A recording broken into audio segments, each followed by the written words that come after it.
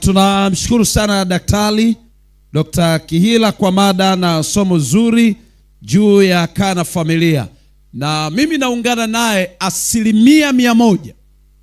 Wanandoa, moja ya kitu kinachoweza kupunguza heshima yenu kwa watu, moja ya kitu kinachoweza kushusha hadhi ya wanandoa ni kuishi na madeni ya watu. Hakuna kitu kibaya na cha hovyo sana kwenye maisha ya ndoa kama kuendekeza madeni.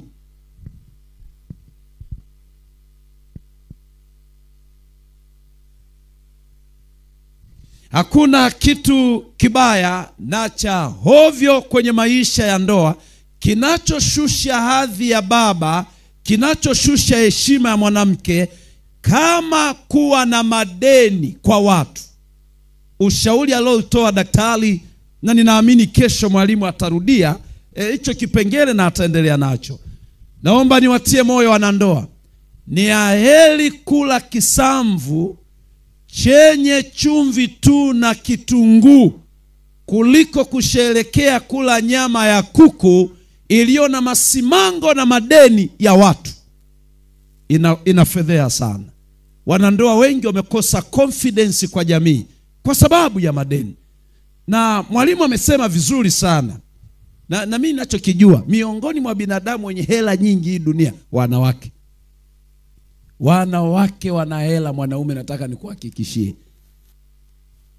Shida tu moja, si wote wanawake walio tayari kuwasapoti waume zao. Sio wote. Yaani na wewe mwanaume usiwe na mkono mfupi.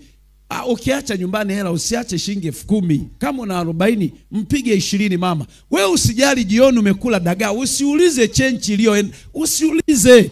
Unapouliza chenchi iko wapi, huwa wanaficha. Wewe ukiwa na 50 mfukoni mchape 30 alafu potea. Na siku zote mwanaume unapotoa hela usilalamike. Unaanza kusema na nyinyi mnaniomba. Hapana bwana. Wewe hata ukiamua kuachia 50 unatembea kwa mguu kwenda center, shida iko wapi? Unajua faida yake ni ipi? Jioni ukirudi umeacha 40, unachokutana nacho matembele na dagaa mchele na nyanya chungu. Kajitahidi sana kakuwekea na kikolezo kidogo cha kubadilisha ladha ya mchuzi. Bro, usiulize kwamba wewe mama si nikupe kausha. Yaani mwanaume huwa aulizi hela ziko wapi baada ya kuacha. Na huyo ndo mwanaume mwenye hela. Mwanaume anayerudi analalamika, tuna mashaka. Unajua kwa nini? The way unavyoiacha hiyo ulioiacha alafu ulizi iko wapi. Siku kiletewa ukavaa suti usiseme mkeo kapata mwanaume. Elewa kilo lichokuwa naacha alikuwa anatumia kidogo alafu kingi anabana. Na yeye anatakiwa asifiwe, bwana mke wangu umenipiga pambakali. Kumbe pambakali yenyewe ni hela zako ulizoziacha. Kwa hiyo hela nyingi nyumbani, nenda kapige kazi. By the way, familia yako inatakiwa ile vizuri mwanaume. Alafu mama kwenye vikoba na wewe sutuhurumie. Wewe kweli kikoba, sasa hivi mnaenda kuvunja kikoba mwisho wa mwaka huu. Na wewe ni shahidi, kuna 3 ya kikoba. Huoni aibu? Sumtoe auti mmeo. Na siku zote si anayetoa auti ni mwanaume tu. Wa mama tutoeni auti. Si Mwamba kanielewa. Mungu akubariki rafiki yangu. Wa mama mtutoe auti bwana. Si wenyewe tunapenda kutolewa auti. Mnafikiri tunapenda nyewe tuwatoe tu? Tutoeni bwana. Kama wewe kule tukamwagiane maji, tuchezee mchanga. Alafu mkienda auti wanandoa msiende na watoto, na mnaendaje auti na watoto sasa? Nindini wenyewe. Kumbushaneni mambo yenu ya zamani ya kitoto. Kaeni lede nataka kwenda kumtafuta mchumba wangu. Jioni mkirudi vichwa vyepesi. Wanandoa na washauri. Na hii ni akili, itumie utafanikiwa. Kuna siku mkikusanya ada za watoto, kuleni ada zote alafu mwanze upya kutafuta hela. Yaani kwa mfano mtoto wako anatakiwa mwakani aende shule mwanzoni, kuleni ada. Mwezi wa kwanza sana report na anasoma shule ya private. pigeni ada, 2,000,000 fukia na mkeo. Yaani zikiisha, akili ya kutafuta nyingi huwa inaongezeka. Ndio maana kuna wanandoa tangu mwaka wameanza, kwenye akaunti kuna 1,500,000. Wallahi nakwambia haitaongezeka hadi mzile zote ziishe, alafu mtafute upya. Sasa usiniambie kichwani oza kuambiwa changanya na za kwako ni sawa, lakini usichanganye chochote. Kale hela ya ada afu tafuteni upya, sitakuja nyingi. Na hiyo ni kanuni ya Biblia kabisa. Mambo ya Walawi sura ya 10 inasema hivi, nawe utayala yale uliyojiwekea akiba, ndipo ulete mengine mapya. Kwa taarifa yako, kile ulichojiwekea akiba kula kwanza, ndipo kipya kije. Wamama wote mnaokaa mji huu wetu wa Changahela, siku moja watoeni auti waume zenu, na kuhakikishia utaambiwa siri ambazo hujawahi kuambiwa na mmeo. Hebu mtoe uone. Yeye tumwambie mwamba tunaenda mjini, tunaenda kulala hoteli, alafu mama usitoe unanungunika. Hivi kwa mfano, umeshapokea kikoba 3,000,000. Mfano 3,000,000. Shachukua mmeo, peleka zake mjini kule Dar es Salaam. Mtafutie hoteli, acha loji za 1,500 SF15. Hizo ni loji fulani hivi za ovyo ovyo. Mpeleke mumeo kwenye hoteli per day inalipwa shilingi 80,000 siku hii. Alafu mwamba muweke hotelini siku 4 au 6, laki ngapi hapo zinaenda? 240 au 400 na kitu. Yaani mfukoni mama kwanza umevimba, kuna 3,000,000 hapa. Na umetenga 1,500,000 ya kula na mmeo tu. Acha kufikiria watoto kwanza, wale ni wapangaji tu, wamepanga watatoka nyumbani kwako. Na uelewe, ukilea mtoto wa kike unalea mke wa mtu ajaye, ukilea mtoto wa kiume unalea mume wa. Kwa hivyo mume wa mtu asikusumbue, lea mumeo uliye naye. Halafu nampeleka zako 80,000 siku 4. Na siku hiyo anamwambia baba tulia. Alafu acha kumletea mishikaki ya bukubuku, mtandike siku 2, kuku mzima siku 2. Halafu kisha mtandika chamelala zake hapo hotelini, nenda zako Kariakoo pale. Nenda kamnulie jinsi, zipo tu jinsi 40,000. Yaani 1,500,000 yote maliza kwa mumeo. Wewe rafiki yangu, kuanzia leo wewe rafiki yangu kabisa. Na kuhakikishia, wewe ni rafiki yangu. Maliza kwa mumeo. Mwambo nampigisha kadeti moja matata kwanza. Afu kadeti yenyewe sio 15,000, kadeti ya shilingi 40,000 hivi. Alafu ndani hapo mnunulie wallet. Wallet zinauzwa bei ndogo tu 30,000 mama. Mnunulie, weka wallet, tafuta mkanda, achana mikanda ya buku 2,500. Nunua mkanda wa 60 au 40. Weka kwenye suruali. Mnunulie, mwamba anapenda kwa ya mechi za mpira au kutoka mitoko, mnunulie bonge la raba ya maana. Alafu sinunue tu suruali, nunua hivi na kabukta fulani akiwa nyumbani kwako, mkiwa wawili, watoto wenu wapo zao kwa bibi yao. Sio kila siku mmeo kila siku avae suruali tu kwa wawili. Na kipensi fulani hivi sio cha hovyo, kinafika kwenye magoti. Mara moja mama, uwe unaona na mguu wa mmeo, sio tu zile siku unazozifikiria. Alafu mkitoka zenu mlishamaliza 1,500,000, mnarudi kibabe mjini. Alafu na siku mnarudi mjini, acha mwamba atembea kijinafasi, usimbebeshe begi. Mama beba kibegi, ulishamnunulia na miwani hivi ya kuzugia mtaani, tinted fulani hivi. Mwamba akipita mrefu kapanda juu anasema mwamba kapita. Sasa we mama kila siku nalia tu, mume wangu unafikiria hataki kutolewa out. Acha kulialia. Alafu na rudisha fadhila kwa mmeo. Hivyo za vikoba, mpige raba mshikaji, hata t-shirt 2-3, life linaendelea. Wanawake kama ni wauzi samahani, ila wanaume mkae mkijua wanaume tunapenda kutolewa out na wake zetu, mlijue hilo. Na mwaka huu ninaamini sio wanaume ndio watawapeleka wake zao kula sikukuu, wanaume watatolewa out na wake zao. Imeenda na ikirudi ni nzima. Bwana akubariki sana. Karibuni katika mada yetu ya jioni ya leo. Basi tuombe. Mwenyezi Mungu mwingi wa rehema, jioni ya leo tunakushukuru kwa wingi wa rehema na baraka zako ambazo umetujalia. Tunaomba kwa ajili ya familia na kwa ajili ya mada na somo ambalo limetolewa na mtumishi wako daktari, juu ya mahusia ya wanandoa na jinsi ambavyo Mungu anatamani tusiwe watumwa katika maisha magumu yasiyo na maana. Bwana, tunaomba baraka kwa ajili ya kina mama. Uwabariki wao katika biashara zao wanazofanya. Wainue kina mama wasio na ajira. Wapatie neema ya kujishughulisha ili wapate chochote kilicho halali katika mikono yao. Wafanye kina mama watamke baraka juu ya waume zao. Wapo wa mama wengi Mungu, unafahamu, wengi wamenungunika, wamefanya vipato vya waume vyao kuwa vigumu kwa sababu ya malaumu yao. Rekebisha tabia ya watu wako Mungu. Wafanye kina mama wale watamke baraka juu ya wenzi wao, ili katika miisho ya mwaka huu wale wa baba walio wajasiriamali kwa maneno ya kutiwa moyo na wenzi wao wakainuke kiuchumi na familia zikanemeke. Neema yako yatosha. Uwe nasi katika mada yetu ya jioni ya leo. Mapenzi yako yatimizwe kwa jina la Masihi aliye Bwana na mkombozi wa maisha yetu, tunaomba na kushukuru. Amen. Jioni ya siku ya jana tuliondoka hapa tukisema baada ya Adam kuwa ameumbwa, Mungu alimpatia vitu viwili Nabii Adam. Mungu alimpatia kitu cha kwanza kinaitwa khirafa. Mungu akampatia kitu cha pili kinaitwa ukharifa. Na tukasema khirafa maana yake ni kutawala. Na tukasema kwa nini? Ni kwa sababu vitu vyote unavyoviona vinavyoitwa kwa majina yao. Ukiona ndege anaitwa kunguru, jina la kunguru aliyelitoa si mwingine ni baba yetu mzee Adam.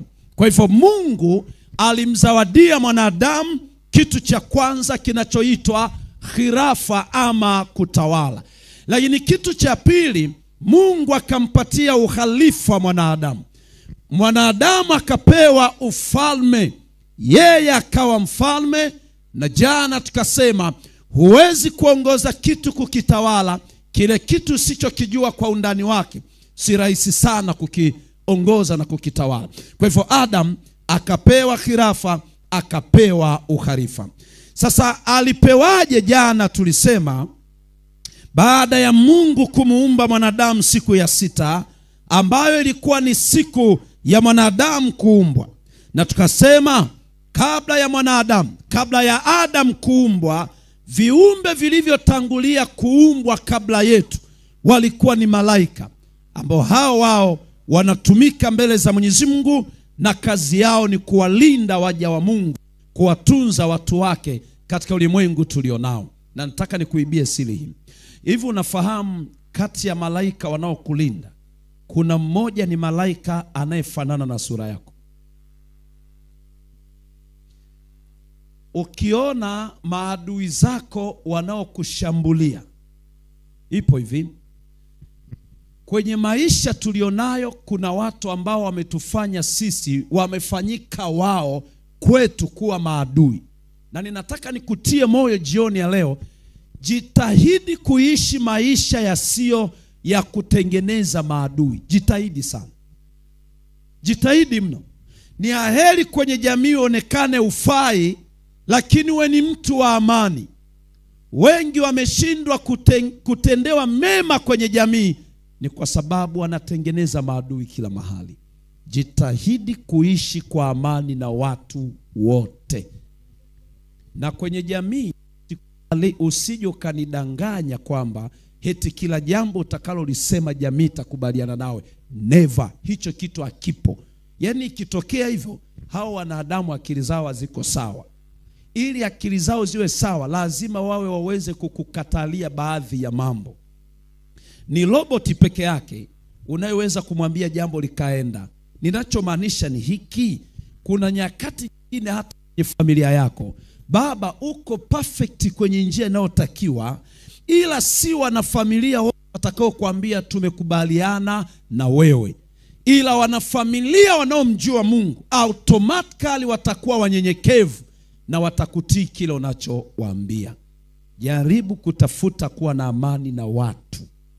Acha kujifanya wewe ni shababi sana, wewe ni legendari. Basi hapa mtaani kwenu, hapa mji wenu tunaoishi hapa, usijisifie kupita mitaani. Wanakuambia Mwamba kapita. Afu utasikia wengine wanasema Mwamba wapi? Jamaa, yani jamaa wa hovyo kweli yani. Hapa mtaani alisalimili na kiburi. Na siku likifa tutachinja ng'ombe. Alo, ukisikia watu wanasema hivyo, yani watu wamekaa kwenye vilinge vyao wanasema siku kifa wanachinja ng'ombe, maana yake kwenye mawazo yao wanakuona wewe afadhali hata shetani kuliko binadamu. Jitahidi kuishi na watu kwa amani. Na kama hukujua, mtu wa maana zaidi kwako si tu yule mliyezaliwa tumbo moja. Kuna wamba hapa mjini hapa, wana ndugu wamezaliwa tumbo moja, lakini mdogo wake au kaka yake kafanikiwa, hajawahi kumpa hata 10,000 tangu ulipougua. Ile unamkumbuka jirani yako asiye wa damu alikusaidia akakupeleka hospitali. Ishi vizuri na watu. Hata kama ukibarikiwa kununua kataksi, Mungu amekupa neema, umenunua kaboksa, pikipiki aina ya boksa, usiende kuwatifulia vumbi watu wamekaa. Waheshimu watu. Kuishi vizuri na watu ni mtaji wa maana. Lakini ukijifanya ni mjuaji, utauguliwa siku moja ndani na hakuna ataki. Kuna mwanafamilia mmoja, mwanandoa, aliunguliwa nyumba yake. Nyumba iliwaka, alikuwa ameenda zake ofisini. Hivi unaweza kuamini majirani waliishuhudia nyumba inawaka, na ilikuwa ni nyumba ya maana. Wakaambizana majirani, kumbe walishaambizana pale, asema hivi yule mzee anawasalimia, asema atusalimie, si maskini watu wachafu, amepata wapi wa muda. Siku nyumba imeungua, alo, walimkomesha. Nyumba iliwaka na wakaambizana marufuku kuwapigia watu wa fire. Huyu tunamalizana naye. Mwanaume alirudi jioni maskini. Watu wameulizana pale, jamani, mwenye nyumba ni nani wasiomjua? Wasema mwenye nyumba amehama. Kumbe mwenye nyumba yuko ofisini. Anaporudi mtaani, anaingia na VAT yake. Yule jamaa alizimia. Alikuta nyumba imeungua kila kitu. Yule mwanaume alikuwa Mkristo bwana. Baada ya nyumba kuungua, walichofanikiwa kukitoa hakijaguswa hata moto. Ni Biblia peke yake ndio ilikuwa nzima, yani hata moto hujaangukia, hata kala moto. Biblia nzima ilikuwa mezani, vyote viliteketea. Kuanzia siku ile, mwanaume ilimlazimu auze ile site, akenda akajenga mahali pengine.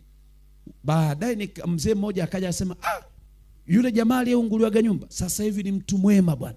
Yaani ukikutana naye mvua inanyesha, akikuona kwenye setimira hata hakujui, anasimamisha gari anakubeba. Acha kusubiri upate majanga ndio uwe mtu wa maana. Kuwa mtu wa maana kabla ya majanga. Ukiinuliwa, waheshimu watu. Wewe umejaliwa na chakula kingi, usikimwage, wapatie maskini. Kwenye hiki kitabu nilichowapatia cha Jipatie Amani Moyoni, kuna kipengele kinasema, unapotupa nguo zako ambazo ulitakiwa wagawie maskini, unazitupa kwa sababu we unazo nyingi, unapata dhambi. Mungu anakuhukumia. Ungewapatia wasionacho, wapatie watu, na Mungu atakutendea neema. Kwa hivyo waliumbwa malaika kabla yetu sisi. Sasa waliumbwaje hao malaika? Baada ya kuumbwa, jana tulisema Mungu akampatia neema Nabii Adam. Wale malaika walipopewa ile kazi ya kuita majina, hii tulisema jana, malaika wakafanya jinsi ambavyo walivyotaka kwa mujibu wa Qur'ani, lakini walivyotaka kuita majina, Qur'ani inasema hakuna malaika aliyefanikiwa kuwaita majina viumbe ambavyo Mwenyezi Mungu mwingi wa rehema aliwapitisha mbele yao, isipokuwa Nabii Adam alayhi salam peke yake. Alipoletewa wale viumbe walopita mbele yake, akawaita majina. Sasa baada ya kuwaita majina, nini kilichotokea kwa Nabii Adam? Malaika Adam alipowaita majina wale viumbe, Mwenyezi Mungu mwingi wa rehema akawaambia malaika, baada ya kuwa kwamba ameshamaliza kuwaita majina, Mwenyezi Mungu akawaambia, enyi malaika, msujudieni Adam. Hiyo sijida iliyotajwa hapa sio sijida ya ibada. Neno lilotajwa hapa sijida ni neno linaitwa khashian. Khashian ni kunyenyekea. Kwa hivyo baada ya Adam kuwa amewaita majina wale viumbe, Mungu anawaambia malaika, msujudieni Adam, muheshimuni, muazimisheni kwa ile elimu aliyopewa. Qur'ani inasema malaika wote wakamsujudia isipokuwa Ibilisi peke yake. Yeye alikataa kumsujudia Adam, na akasema, mimi siwezi kusujudia kiumbe kilichoumbwa kwa udongo. Hiyo tunapata wapi? Tunapata katika sura 2 katika Qur'ani, sura Bakara, sura ya 2 aya ya 32. Mwenyezi Mungu anasema, akawaambia malaika, ya malaika tusujudu Adam, msujudieni Adam. Qur'ani nasema malaika wote wakamsujudia, walakini Ibilisi wastakbara, akakataa. Ibilisi akasema, siwezi kumnyenyekea kiumbe aliyeumbwa kwa udongo, nami nimeumbwa tofauti na yeye. Hiyo ni Qur'ani sura ya 2 sura Bakara aya ya 32. Katika Qur'ani suratul Araf ni sura ya 7 aya 11. Qur'ani nasema, nakumbukeni Mwenyezi Mungu alipoambia malaika, enyi malaika, msujudieni Adam, anasema mheshimuni kwa ile elimu aliyopewa. Qur'ani nasema malaika wote wakamsujudia Adam isipokuwa Ibilisi akakataa na akajivuna, na yakuwa tu alikuwa amechanganyikana na malaika, lakini alikuwa miongoni mwa makafiri. Sasa walipokataa, walipomsujudia Nabii Adam, yule malaika mmoja akakataa. Nini kilitokea? Sasa marafiki zangu wapendwa, hapa ninaomba sasa unisikilize kwa makini. Baada malaika kumsujudia Adam, na tayari Adam kishatoa majina ya viumbe vyote, Mungu akamshusha Adam, akamweka nyumbani mwake, akampeleka kwenye makazi yake, na makazi yake Adam ni haya yafuatayo. Mwanzo sura ya 2, msomaji, Mwanzo sura ya 2 anzia aya ya 7. Aya ya 7. Mwanzo sura 2 aya 7 na kuendelea. Biblia linasema, ndio,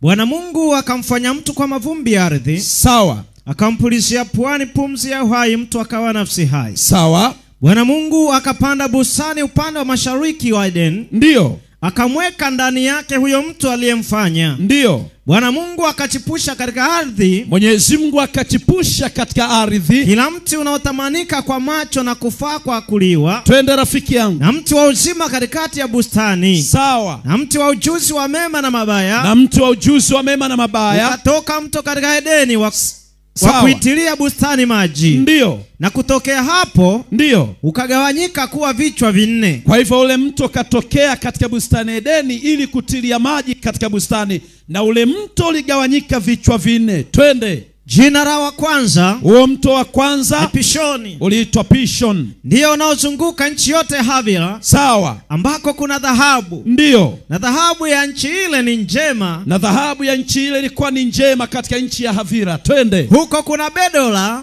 Ndio. Na vito shohamu. Sawa. Na jina la mto wa pili, na mto wa pili Gihon, ukaitwa Gihon. Ndio unaozunguka nchi yote ya Kushi. Na ndio unaozunguka nchi yote ya Afrika, kwa maana ya Kushi ama Misri. Twende rafiki. Na jina la mto wa tatu, na mto wa tatu Hidekeli. Ndio unaopita mbele ya Ashuru, unapita katikati ya Waashuru. Na mto wa 4 ndio Efrati. Bwana Mungu akamtoa huyo mtu. Sasa Biblia inasema Bwana Mungu akamtoa huyo mtu, akamweka katika bustani ya Edeni. Adamu akawekwa nyumbani mwake kwenye bustani ya Edeni, ailime na kuitunza. Akaambiwa ilime na kuitunza. Bwana Mungu akamwagiza huyo mtu akisema, Mwenyezi Mungu akamwagiza Nabii Adamu akisema, matunda ya kila mtu wa bustani waweza kula, matunda ya kila mtu wa bustanini waweza kula, lakini matunda ya mti wa ujuzi wa mema na mabaya, lakini matunda yaliyo ya mti ya ujuzi wa mema na mabaya usile. Twende rafiki yangu. Kwa maana siku utakapokula matunda ya mti huo utakufa hakika. Kwa maana siku utakapokula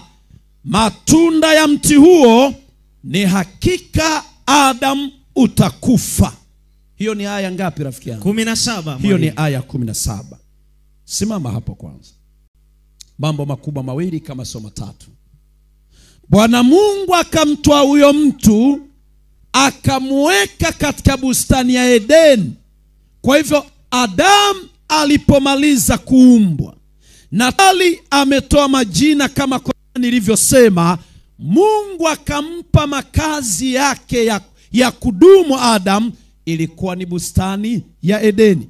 Jambo la pili, Mungu akamwambia huyo mtu ailime na kuitunza. Miongoni mwa kazi za heshima duniani ni kilimo. Narudia tena, kwa taarifa yako, hakuna kazi ya ofisini ambayo Mungu aliianzisha haipo. Kazi ya kwanza na kazi miongoni mwa vitu ambavyo Mungu aliviweka, kilimo, kulima, kuitunza ardhi, ilikuwa ni kazi ya kwanza aliyopewa mwanadamu. Sasa nikutie moyo mkulima, acha kujidharau. Miongoni mwa binadamu wa maana kwenye hii dunia ni wale wanaoitwa wakulima.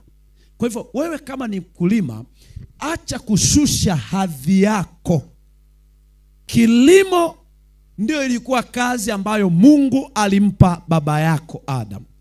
Mungu kumpa Adamu akazunguke kwenye kiyoyozi. Kiyoyozi ni matokeo tu ya hivi karibuni, ila kilimo ndio iliyokuwa kazi ambayo Adamu alipewa. Kwa hivyo wale watu ambao ni wakazi wa mji huu wanalima, na ardhi yenu ya eneo letu hili ni nzuri sana, usidharau kilimo. Na ndio maana Waswahili wakasema, ukitaka mali utaitaka shambani, utaipata shambani. Hakuna mali iliwahi kusema ukitaka mali utaipata ofisini. Amna. Kwa nini? Ni ardhi. Lolote linawezekana kwenye maisha. Jambo la pili, uilime na kuitunza. Jambo la tatu, Mungu anamwelekeza Adam, utakula matunda yote ya mti wa bustani ya Edeni. Yote kula Adam, lakini mti huu tu usije ukaula, kwa kuwa siku ukiula tu Adam, ni hakika utakufa. Nisikilize jioni ya leo. Mungu anapozuia jambo ni la maana sana.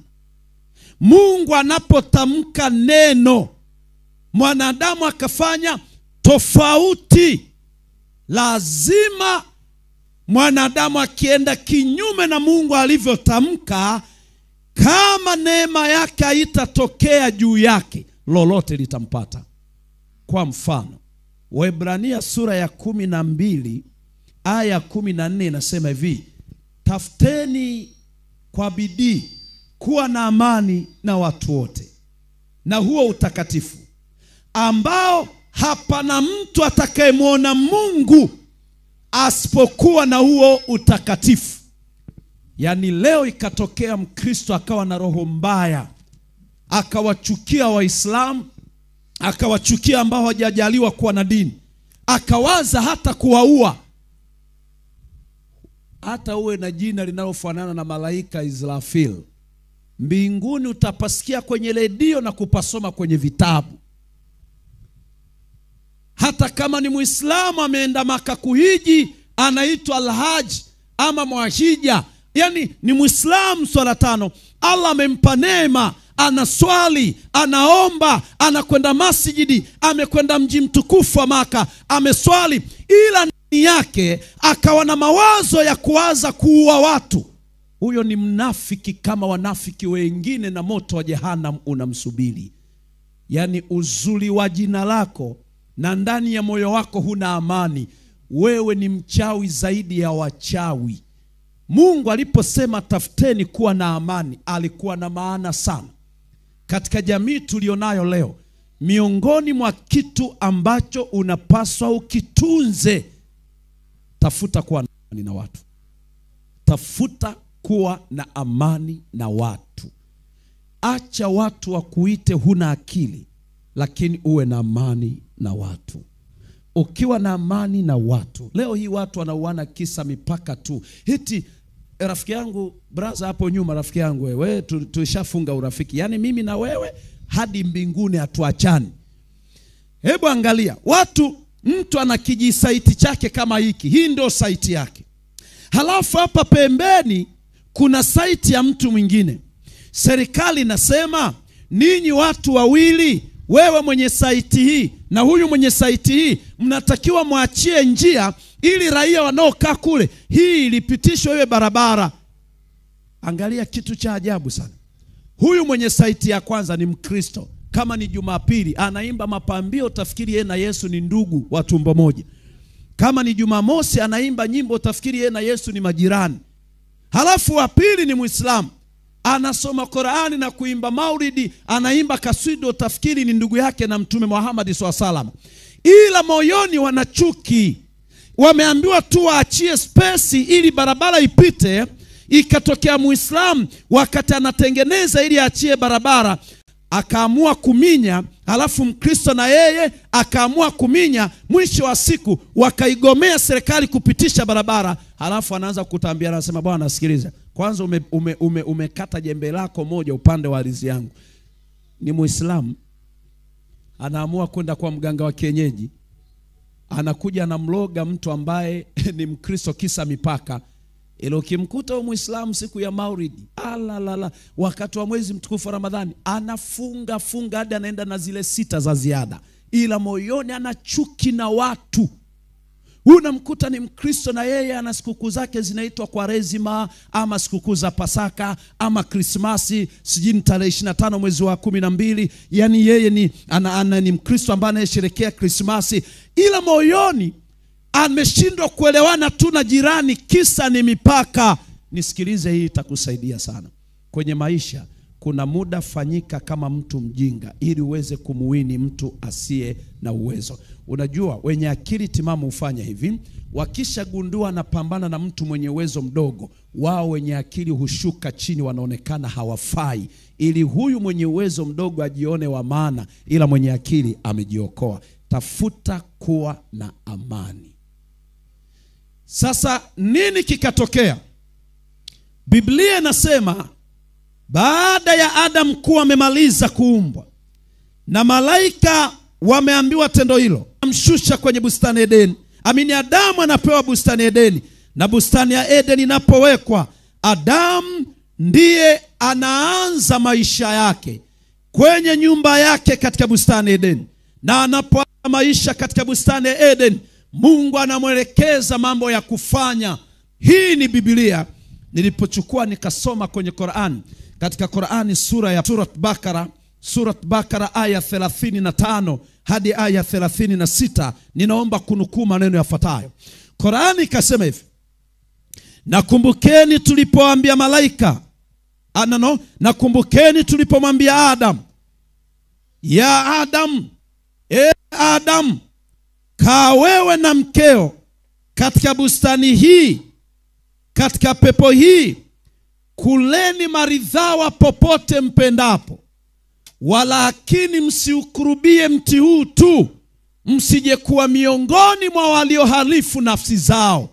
Allah subhanahu wa ta'ala katika Qur'ani Surat Bakara aya 35-36 anasema, wakulna ya Adam askun anta wa zawjuka. Kumbukeni Mwenyezi Mungu alipomwambia Adam, ewe Adam na mkeo, kaa wewe, ingia wewe katika pepo hii na mkeo. Mwenyezi Mungu anapomwambia anasema, ya Adam, ewe Adam, skun anta wa zawjuka, kaa wewe na mkeo, jannatu wa kulu minha, na kuleni maridhawa popote mpendapo, walakini msije mkaukaribia mti huu tu, msije kuwa miongoni mwa waliodhulumu nafsi zao.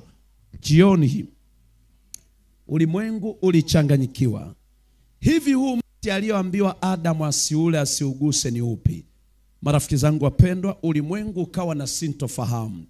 Wengine wakasema ala, ule mti alioambiwa Adamu asiule lilikuwa ni tendo la ndoa, yalikuwa ni masuala ya unyumba kwenye bustani ya Edeni. Maana yake ni kwamba Adamu alipofanya mahusiano ya unyumba, basi Adamu akahitilafiana na Mola wake. Naomba unisikilize kwa makini. Ikiwa ni hivyo, wanaume ni wafundishe akili. Tufundishane akili wanaume. Kama lile tunda aliyoambiwa Adam asiliguse kwenye bustani Edeni ilikuwa ni masala ya unyumba, jioni ya leo naomba nikufundishe akili. Kama mkeo uliye naye ndiye tunda alokatazwa Adam kulila kwenye bustani Edeni, basi wewe unakaa na shetani nyumbani kwako. Na kama unakaa na shetani nyumbani kwako, maana yake huyo shetani anakunyima mahusiano yako na Mungu. Sasa wanaume, kama lile tunda alikuwa wanawake, wanaume, jioni ya leo ukirudi nyumbani kampe talaka mkeo, mwache aende nyumbani kwao. Unakaaje sasa na kisababishi cha kumtenda Mungu dhambi ulichonacho ndani? Kumbe maana yake sio hiyo. Alichoambiwa Nabii Adamu asile ule mti, hakuna mwanadamu chini ya jua aliyewahi kujua ule mti jina lake unaitwaje. Ila sifa ya huo mti unaitwa mti wa ujuzi wa mema na mabaya, ila jina lake halisi hakuna anayefahamu. Na ukisoma katika Qur'ani, katika surat Bani Israil, sura ya 17, imefafanua kabisa. Inasema tafsiri ya Al-Muhsin Al-Barwan, kuna tafsiri ya Abdallah Faris, kuna tafsiri ya Al-Muhsin Al-Barwan. Anafafanua ya kwamba ama mti ule walioambiwa wazazi wetu Adam na Hawa wasiukurubie katika bustani ya Edeni, ni miongoni mwa miti iliyopandwa na Mwenyezi Mungu katika bustani ya Edeni ama katika pepo Jannat Naini, na hakuna mwanadamu anaujua kwa jina lake. Nataka nikuhakikishieni maneno haya. Qur'ani na Biblia sio vitabu vya watu waliokaa mahali wakatengeneza, la hasha. Qur'ani na Biblia ni maneno ya Mungu aliyowajalia wanadamu kuyasema na kuyaandika. Mungu hawezi kujichanganya akasema tunda lilokatazwa lisiwe tunda kwa asili ya mti, basi uwe ni mahusiano ya unyumba. Mungu hawezi kuwa na mapungufu hata siku moja. Mungu angetuambia. Kwa nini Mungu alituambia dhambi aliyesababisha ni shetani? Leo Mungu aje atudanganye juu ya mti? Hapana. Mtu uliosemwa ni mti, ila mwanadamu haujui. Kwa hiyo haikuwa mahusiano ya unyumba. Nilikuwa naongea na rafiki yangu shekhe mmoja kutoka kule Zanzibar. Ni rafiki yangu sana, mwingine alifariki, anaitwa Haidari, alifariki kule Zanzibar. Nikampigia simu nikanamuuliza, shekhe, naomba tufanye tafakuri katika Qur'ani sura ya 2 aya 35. Hivi Allah subhanahu wa ta'ala aliposema msiukaribie ule mti, nikamuuliza, shekhe, inaonekana huu mti alikuwa ni masuala ya tendo la ndoa. Aliniambia, ndugu yangu, nenda ukaombe dua kwa Allah kusamehe, umemuongopea Mwenyezi Mungu. Shekhe ananiambia Allah subhanahu wa ta'ala hawezi kusema mti ambao hautakiwi kukurubiwa ilikuwa ni masala ya unyumba. Basi ukisema ni masala ya unyumba, unamfanya Mungu ametupa wanawake wasifae kuolewa tuwaache. Akasema hilo halikuwa tendo la ndoa, isipokuwa ni mti ambao mwanadamu hakujua, ila Mwenyezi Mungu mwenyewe alikuwa na ufahamu alioweka kwenye bustani Edeni. Sasa baada ya tendo hilo, Adamu amewekwa kwenye bustani Edeni na malaika wameambiwa msujudie, wakamsujudia wote isipokuwa mmoja mbinguni, kwa sababu ndiko alikokuwa makao ya milele malaika. Marafiki zangu wapendwa, Adamu akiwa kwenye bustani Edeni, wakati huo wewe na mimi hatujazaliwa, wala Adamu hana hata mtoto wa kwanza akiwa kwenye bustani Edeni. Likatokea jambo la kusikitisha. Kwa hivyo kama hukunielewa huku mwanzo, naomba hapa sasa unisikilize kwa makini. Mbinguni ambako malaika waliishi na Mungu, walioambiwa wamnyenyekee Adamu kwa kumheshimu kwa kila alichoambiwa, na tunaambiwa miongoni mwao malaika mmoja alikataa kumnyenyekea Nabii Adam, na huyu malaika katika imani ya Kikristo jina lake anaitwa Lucifera ama Lucifer, ama kwa jina jingine aliitwa ni nyota ya alfajiri. Huyu malaika alikuwa ni malaika mkuu katika imani ya Kikristo, na kwa kuwa ndiye aliyekuwa malaika mkuu, miongoni kazi za malaika walizopewa na Mungu kufanya, ambazo tangu wameumbwa wanazifanya hadi leo, ni kuwalinda waja wa Mungu na kumtukuza Mungu katika ibada. Na ibada malaika wanaokwenda kuifanya mbele za Mungu, kazi yao kila siku ni kusujudu na kuimba, ni mtakatifu, ni mtakatifu, ni mtakatifu Mungu mwenye enzi. Tangu wameumbwa, wao wanapomwabudu Mungu ni kuinamisha nyuso zao, kwa kuwa utukufu wa Mungu hawawezi kuona. Mungu amefunikwa na mbawa, uso wa Mungu umefunikwa na mbawa mbili za malaika. Halafu mbawa mbili za malaika zinawasaidia kuruka malaika. Mbawa mbili zingine za malaika zimefunika kiti cha enzi cha Mungu. Ni kusema hivi, malaika katika mbawa 6 walizo nazo, mbawa mbili zimefunika uso wa Mungu. Hawawezi kumuona Mungu uso kwa uso. Utukufu wa Mungu sio wa kuonwa kirahisi kama watu wanavyofikiria. Mbawa mbili zimefunika uso wa Mungu. Mbawa mbili zinawasaidia malaika kuruka wanapokuja duniani na wanapoabudu. Hizi mbawa mbili za katikati ndio zinazoinama, wanasema mtakatifu, mtakatifu, mtakatifu ni Mungu mwenye enzi. Mtakatifu, mtakatifu, mtakatifu ni Mungu mwenye enzi. Mbawa mbili zilizosalia, Isaya, Biblia inasema kiti cha Mungu kilionekana kikiwa cheupe, nacho kilionekana kama kina magurudumu ya moto. Mbawa mbili zimefunika kiti cha Mungu. Malaika Lucifer ndiye aliyekuwa malaika mkuu. Walipoitwa malaika kwenda kwenye ibada, aliyekuwa anawatangulia mbele, Biblia inamtaja kwa sifa za ajabu sana. Hebu msikilize sifa yake. Ezekiel 28, msomaji, sikiliza sifa ndogo kati ya maelfu ya sifa alizokuwa nazo Lucifera ama Lucifer, malaika mkuu katika wakati huo. Twende katika kitabu cha Ezekiel sura ya 20, rafiki yangu. Nabii Ezekiel sura ya 20. Naam. Ezekiel 28:20, samahani. Ezekiel 28:20, rafiki yangu. Kitabu kitukufu kinasema, neno la Mungu likamjia kusema, mwanadamu uelekezee Sidoni uso wako. Sawa. Ukatabiri juu yake. Ndio. Useme, Bwana Mungu asema hivi. Bwana Mungu asema hivi. Tazama mimi ni juu yako, Sidon. Nami natukuzwa kati yako. Msomaji, unasoma sura gani? Ni Ezekiel 28. Aya ya ngapi? Aya 20. Anzia aya 13-12. Naam. Inasema, ulikuwa ndani ya Adeni. Sasa anzia aya 12. Asikiliza huyu malaika anavyotajwa sifa aliyokuwa nayo. Twende rafiki. Anasema, ndio, mwanadamu fanyie maombolezo mfalme wa Tiro. Mwanadamu fanyie maombolezo mfalme wa Tiro.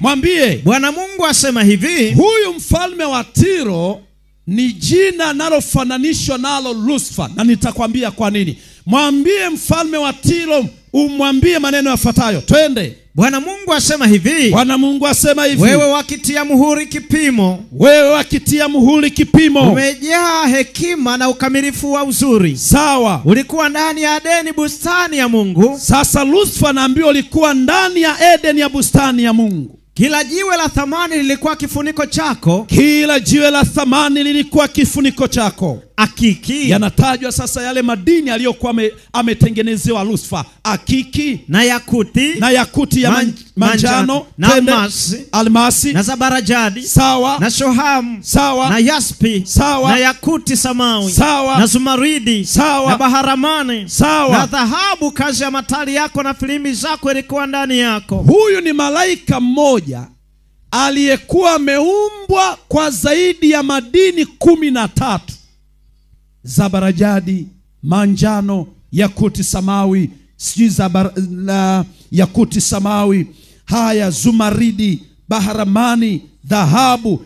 Kazi ya matari yako na filimbi zako, twende rafiki yangu, katika siku ya kuumbwa kwako, zilikuwa ndani yako. Katika siku ya kuumbwa kwako zilitengenezwa tayari. Wanasema historia ya kweli nasema Lucifer alikuwa hasubiri kuimba apigiwe kinanda, akiachama kuimbisha tu nyimbo pap. Kila aina ya kinanda kizuri cha utukufu kilikuwa kwenye midomo yake. Hakusubiri kutumia box speaker ili aimbe, akiachama kuimba. Wana teolojia ama elimu Mungu anasema inaonekana ndani ya kinywa cha Lucifer kulikuwa na zaidi ya sauti 12. Hiyo ni makisio yao. Alikuwa akiimba Lucifer, zinasikika sauti zaidi ya 4. Biblia inasema tangu siku ya kuumbwa kwako matari na vinubi vilikuwa ndani ya kinywa chako. Twende rafiki yangu. Wewe ulikuwa kerubi mwenye kutiwa mafuta afunikaye. Ulikuwa ni kerubi mwenye kutiwa mafuta afunikaye. Nami nalikuweka hata ukawa juu ya mlima mtakatifu wa Mungu. Twende rafiki yangu. Umetembea huku na huko kati ya mawe ya moto. Akawa anatembea katikati ya mawe ya moto. Ulikuwa mkamilifu katika njia zako tangu siku ile ulipoumbwa. Twende. Hata uovu ulipoonekana ndani yako. Twende rafiki. Wingi wa uchuzi wako watu walikujaza udhalimu ndani yako. Sawa. Na umetenda dhambi. Ndio. Kwa sababu hiyo nimekutoa kwa nguvu katika mlima wa Mungu. Mungu anasema kwa kulitenda dhambi nilikutoa kwa nguvu katika mlima wa Mungu, kama kitu kilicho najisi. Sasa nisikilize kwa makini. Anaposema katika mlima wa Mungu, Lucifer alivuliwa mamlaka ya utawala. Nisikilize baba, Mungu ana uwezo wa kukuvua kibali kwenye maisha yako. Yaani unaweza ukawa kwenye familia yako, watoto wako hawakuheshimu, mke wako hawakuheshimu, ndugu zako hawakuheshimu. Mungu akikuondolea kibali ni sawa na spika isiyozungumza. Sasa Mungu anamweleza Lucifer alivyokuwa na sifa. Kwa nini nini kilitokea kwa Lucifer? Siku moja malaika walipokwenda mbele za Mungu kwa ajili ya ibada, walipofika mbele za Mungu kusujudu ili wamwabudu Mungu kama kawaida yao, Lucifer akakataa. Lucifer akasema, hivi kwa nini tumwabudu Mungu kila siku? Kwani mimi siwezi kuabudiwa? Kwani mimi siwezi kuwa mkubwa wao? Basi Lucifer akaanza kujipatia baadhi ya malaika waliomsikiliza. Akawarubuni malaika wengi sana. Ikawa malaika walipokwenda kusujudu mbele za Mungu kuabudu, Lucifer alikuwa anasimama. Na kwa nini alikuwa anasimama? Lucifer alianza kujifananisha na Mungu. Akajiona na yeye anaweza tu akaabudiwa kama Mungu anavyoabudiwa.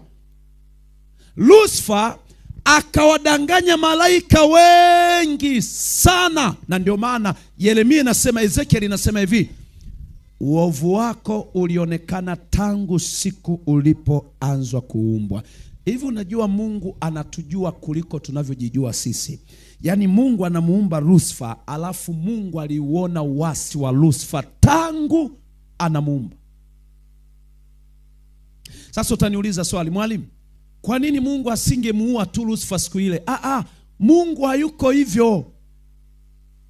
Kwani leo kuna watu wanafungisha ndoa za mashoga?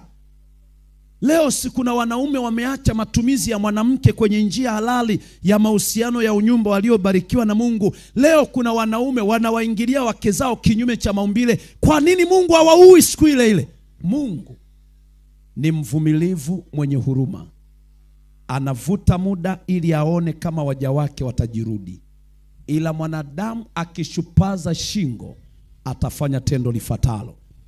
Isaya sura ya 14 aya ya 12. Lucifer amewaharibu malaika, tendo hili akalifanya na Mungu akaamua maamuzi yafuatayo.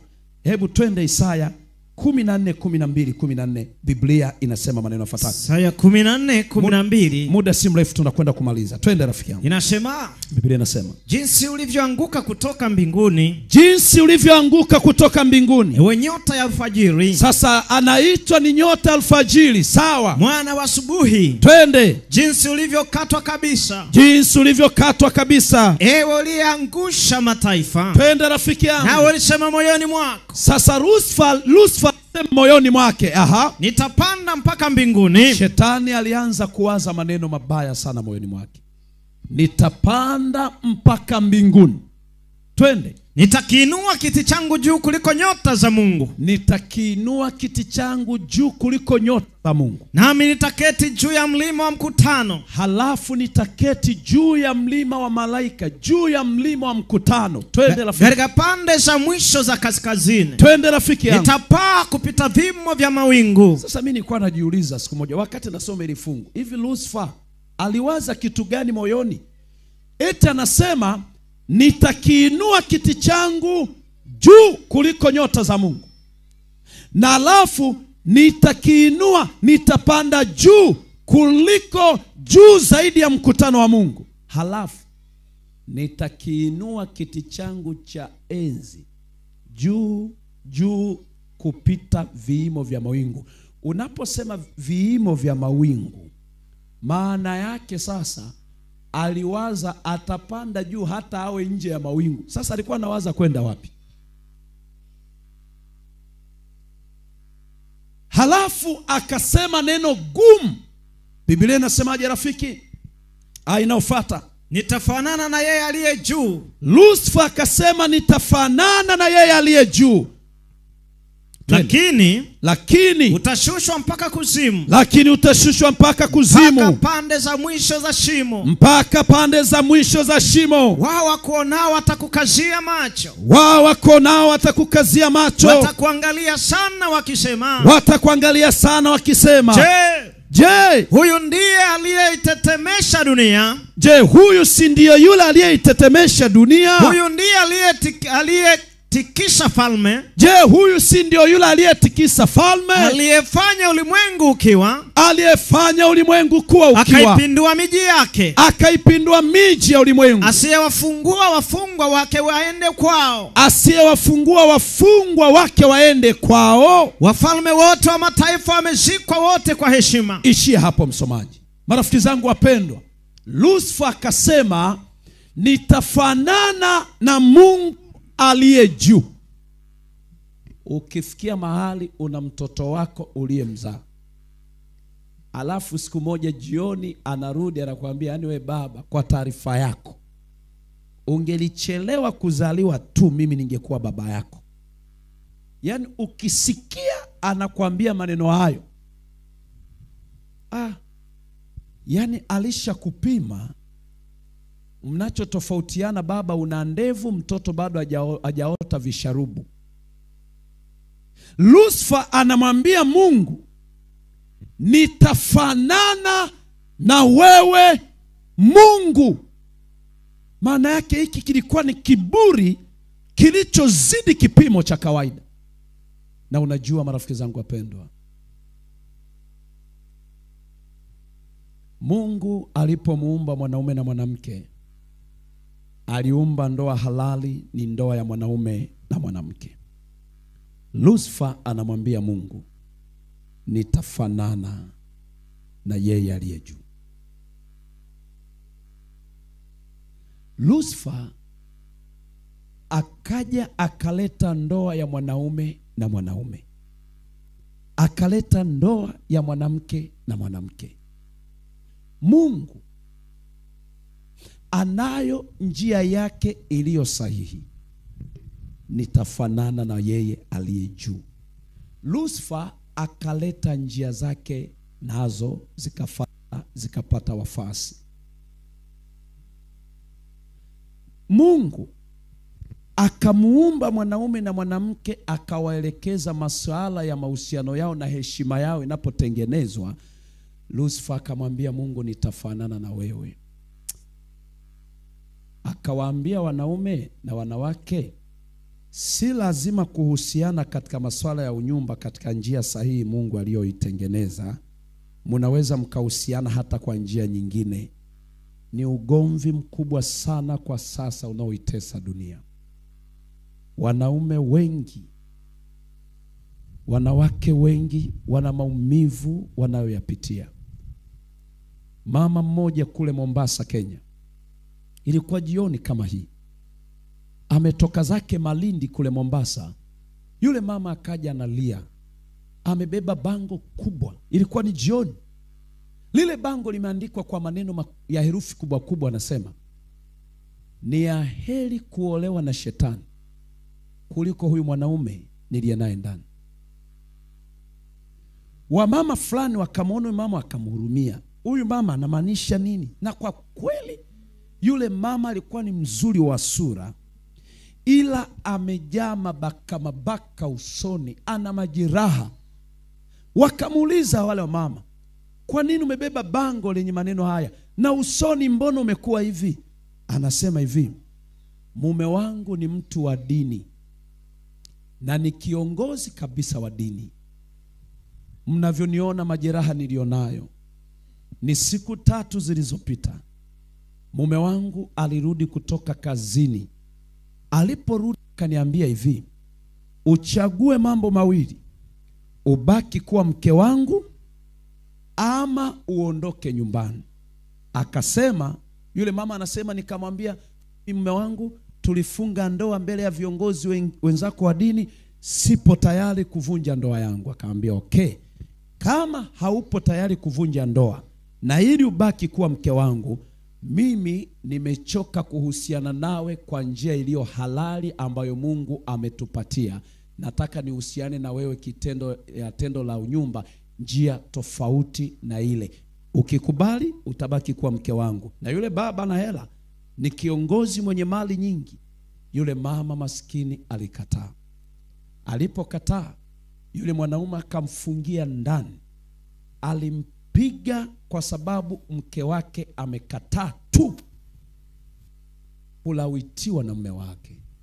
Enyi kina baba, msitende matendo ya hiana kwenye nyumba zenu. Wanandoa, msitendeane hivyo. Msitendeane hivyo. Huyu anayefanya hiyo kazi alimwambia Mungu, nitafanana na wewe.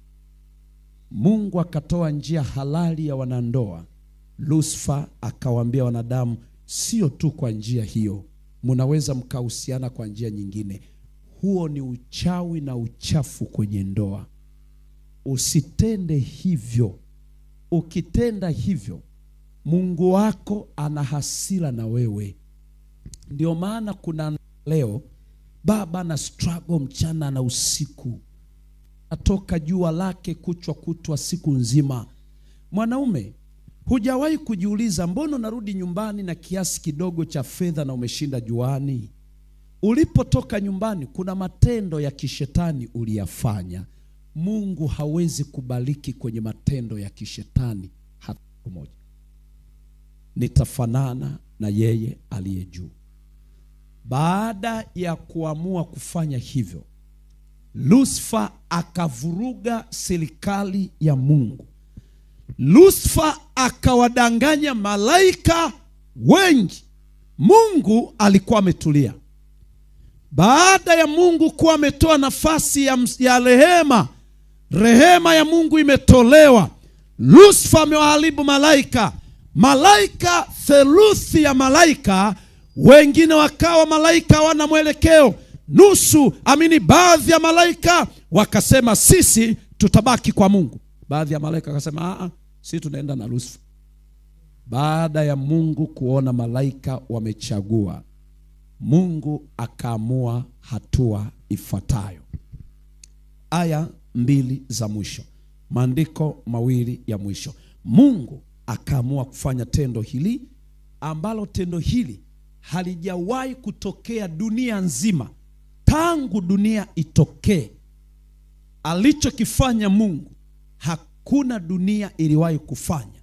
Ufunuo 12 msomaji, aya ya 7 hadi aya ya 12. Mungu akaamua kufanya tendo lifuatalo. Ufunuo sura ya 12 aya ya 7 hadi 12. Biblia inasemaje rafiki? Ufunuo sura ya 12 aya ya 7. Naam. Biblia inasema kulikuwa na vita mbinguni. Sasa Mungu akaamua kuanzisha vita. Kwa nini nimekuambia alichokifanya Mungu hakijawahi kufanyika? Achana na hizi vita uchwala zinazotokea duniani. Mungu aliamua kuanzisha vita. Na ukiona baba yako aliyekuzaa anaamua kushughulika na wewe, hiyo hali sio ya kawaida. Mungu amemwona Lucifer amewaharibu malaika, Mungu akatangaza vita. Sasa vita yenyewe ni hii ifuatayo. Anza aya kisha endelea rafiki. Kulikuwa na vita mbinguni. Kulikuwa na vita mbinguni wapendwa. Mikaeli na malaika zake. Mikaeli na malaika zake wakapigana na yule joka. Wakapigana na yule joka. Yule joka naye akapigana nao pamoja na malaika zake. Yule joka naye akapigana na yeye, alikuwa na malaika wake. Nao hawakushinda. Yule joka nao hawakushinda. Wala mahali pao hapakuonekana tena mbinguni. Twende rafiki yangu. Yule joka akatupwa yule mkubwa. Yule joka akatupwa yule mkubwa. Nyoka wa zamani. Tena ni joka wa zamani. Aitwaye Ibilisi na Shetani. Aitwaye Ibilisi na Shetani. Audanganyaye ulimwengu wote. Audanganyaye ulimwengu wote. Akatupwa hata nchi. Ibilisi akatupwa hata nchi. Na malaika zake wakatupwa pamoja naye. Yaani hapa Mungu aliamua kufanya doria, msako usio na huruma. Na unisikilize kwa makini. Mungu akiamua kutembeza msako,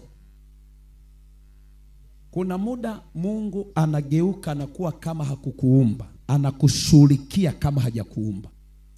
Lucifer alipowadanganya malaika, Mungu alimnyamazia.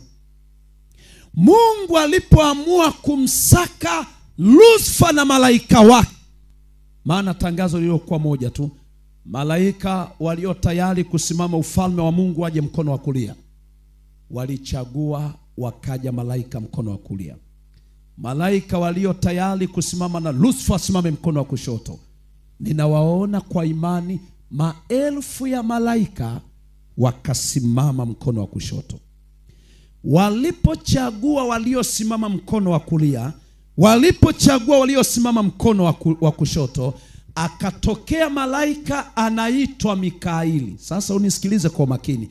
Huyu Mikaeli ni nani? Mikaeli alikuwa ni Yesu. Ana majina mawili. Jina alilolivaa wakati wa vita alivaa jina la Mikaeli. Mungu akavaa jina la Mikaeli, akaitwa malaika mkuu, amiri jeshi wa jeshi. Amiri jeshi wa jeshi wa nchi huwa ni rais.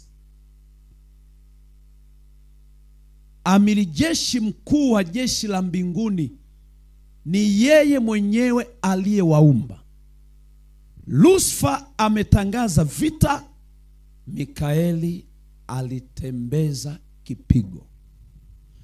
Biblia inasema Mikaeli na malaika zake wakaungana wakapigana na joka ambaye ni Lucifer. Joka naye alikuwa na malaika, wakaungana wakapigana na Mikaeli. Habari njema ni hii: Mungu hajawahi kushindwa, na Mungu hatokuja kushindwa hata siku moja. Walipopigana na Mikaeli na Lucifer, Biblia inasema Mikaeli yeye akashinda, Lucifer na malaika wake wawa wakushinda, wala mahali pao hapa kuonekana tena mbinguni. Malizia msomaji wangu tunapokwenda kumalizia. Aya 10 mwalimu. Aya 10 nasema, nikasikia sauti kuu mbinguni. Sauti kuu mbinguni ikasema, sasa kumekuwa wokovu. Sasa akatokea malaika mwingine nyuma akasema, jamani Sasa kumekuwa wokovu. Na nguvu. Na ufalme wa Mungu wetu. Na ufalme wa Mungu wetu. Na mamlaka ya Kristo kwake. Na mamlaka ya Kristo wake. Kwa maana ametupwa chini mshtaki wa ndugu zetu. Kwa maana ametupwa chini mshtaki wa ndugu zetu. Yeye awashtakie mbele za Mungu wetu mchana na usiku. Yeye anayewashtaki ndugu zetu mbele za Mungu mchana na usiku. Na wakamshinda kwa damu ya mwana kondoo. Na wakamshinda kwa damu ya mwana kondoo. Na kwa neno la ushuhuda wao. Na kwa neno la ushuhuda wao. Ambao ndio hawakupenda maisha yao hata kufa. Hao ndio malaika, hawakupenda maisha yao hata kufa. Twende. Kwa hiyo shangilieni yenye mbingu. Biblia inasema kwa hiyo shangilieni nyinyi mnaokaa mbinguni. Nanyi mkao humo. Nanyi mnaokaa ndani ya mbingu. Ole wa nchi na bahari. Sasa aya inayofuata inavunja matumaini ya mwanzo. Mbinguni Mikaeli aliposhinda, malaika mmoja akaja na kinubi, akapiga kelele akasema, jamani sasa wokovu umekuwa wa Mungu wetu. Kristo Bwana wetu ameshinda. Malaika wameshinda kwa damu yake. Hawakukubali kupoteza maisha yao, ila walikubali kusimama kwa Mungu wao. Kwa hivyo shangilieni enyi mbingu na wale mnaokaa mbinguni, maana tumeshinda. Sentensi iliyofuata ilikuwa ya huzuni. Sentensi inayofuata inasema hivi, ole wa mbingu na nini, msomaji? Na bahari. Kwa nini? Kwa maana yule ibilisi ameshuka kwenu mwenye ghadhabu nyingi. Ameshuka kwetu akiwa na hasira nyingi sana, akifahamu ya kuwa ana wakati mchache tu. Na lile joka nilipoona ya kuwa. Ishia tu hapo msomaji. Biblia inamaliza kwa maneno jioni ya leo. Mbinguni ushindi ulipopatikana, Mikaeli ameshinda. Mbinguni kulitulia sana. Dunia ikavamiwa. Malaika akatoa tangazo lenye hatari. Ole. Neno ole ni tahadhari. Danger. Tahadhari jamani, ninyi mnaokaa duniani huko. Ole. Yule adui Shetani anayewashtaki ndugu zetu mbele za Mungu ametupwa kwenu, ana hasira sana na anao muda mfupi mno. Naomba unisikilize hiki. Ukiona wanadamu wamefikia mahali wanauana, hiyo ni kazi ya Lucifer. Anatafuta watu wa kwenda nao katika moto wa jehanamu. Hana cha kupoteza shetani, hana cha kupoteza.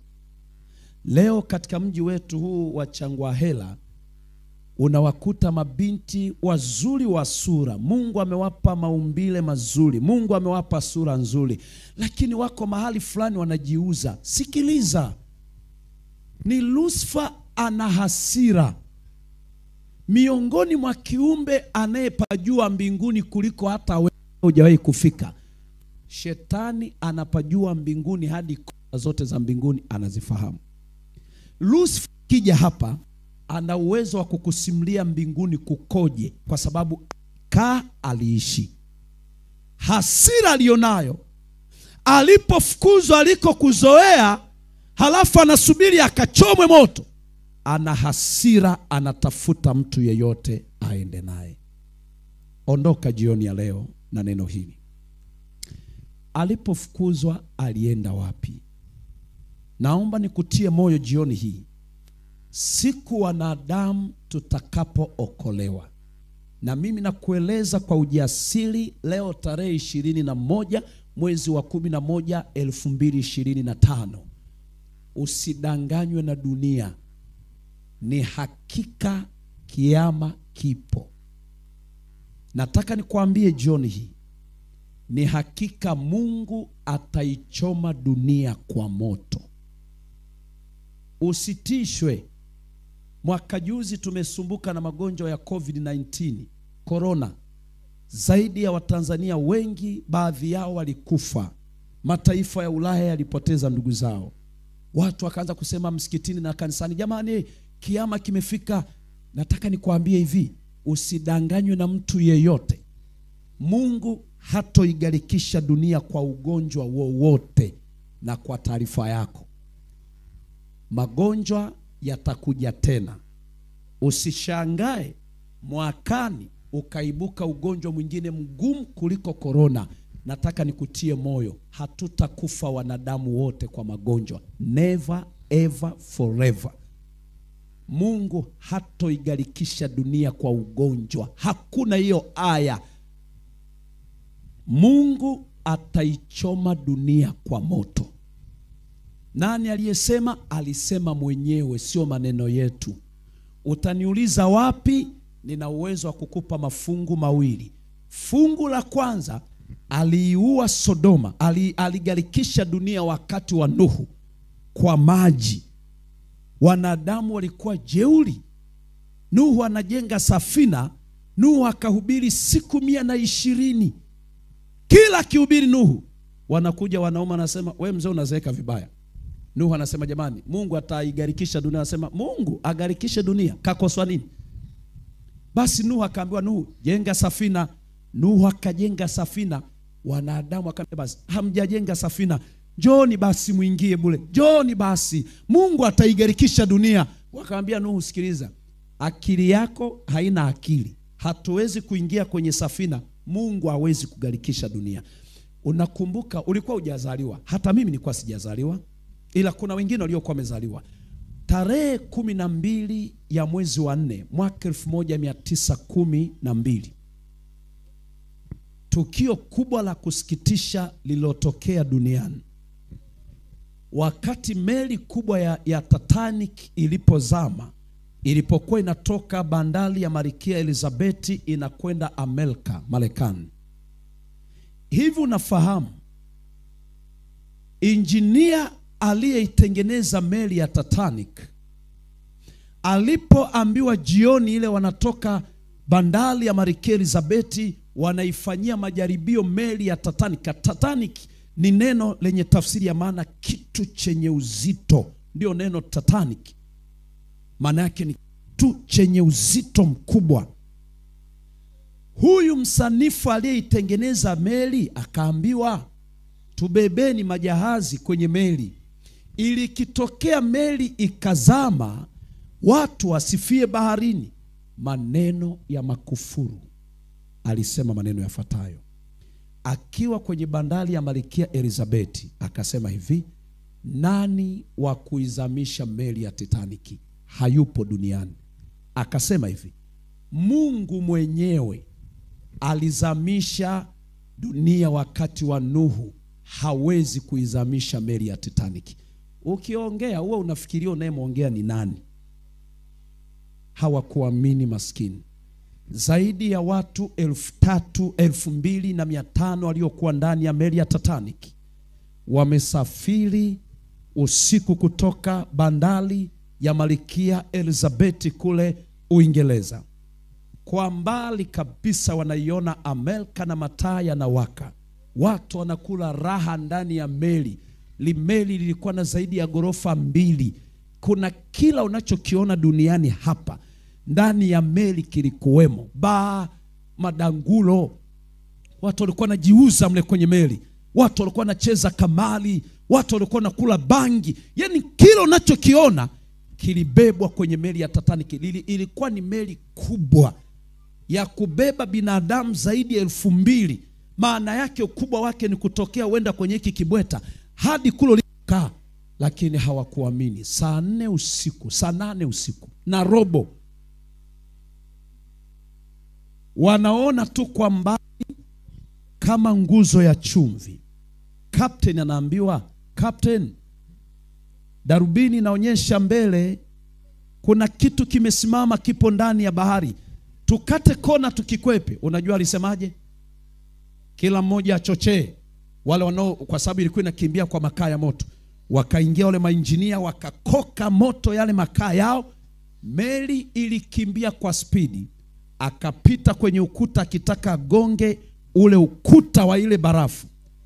Ukuta wa meli uliguswa kidogo tu, pap, Nataka niwaambie ndugu zangu wapendwa, historia ya Uingereza inapofika tarehe 12 ya kila mwezi wa 4, bendera huteremshwa nusu mlingoti. Wanaomboleza maombolezo ya maelfu walifia kwenye bahari ya Atlantic. Kilichotokea, meli ilizama. Watu wachache wasiozidi 1000 ndio waliookolewa kwa majahazi machache yaliyokuwa yamebebwa. Kapteni na watu wake walizama ndani ya meli. Biblia, Mungu anapoamua kufanya, hakuna mtu wa kumzuia, hayupo hata mmoja. Lucifer ameharibu hali ya hewa. Simama tunapokwenda kuomba. Lucifer ameharibu hali ya hewa. Mungu akasema, nilikuumba Lucifer, hunishindi chochote, nina uwezo wa kukuondoa. Lucifer alitupwa. Alipotupwa, alienda wapi? Kiama kinapokuja, haijalishi utakuwa umelala mauti, ila Masihi atarudi. Wanadamu watakapookolewa, usidhani sayari yako hii iliyotenda dhambi ndipo utakutana na sayari nyingine zimeanguka. Hapana. Ziko sayari nyingine hazikuanguka dhambini. Alipotupwa Lucifer, alishuka kila sayari aliyopita na malaika wake ambao leo ndio mashetani, majini. Hakuna mahali alikaribishwa. Aliposhuka, baadhi ya wahubiri wametuhubiri uongo. Wanasema, aliposhuka akakosa sayari ya kutua, sayari dunia ndio ikampokea. Yaani baba yetu Adamu akampokea. Huo ni uongo. Lucifer alikuja kuvamia kwenye hii sayari. Hakustahili kukaa kwenye hii sayari. Alipovamia, alifanya matukio mabaya sana. Leo ukiona watu wanakufa, matokeo yake, Mungu atupe neema, kesho utasikia chanzo.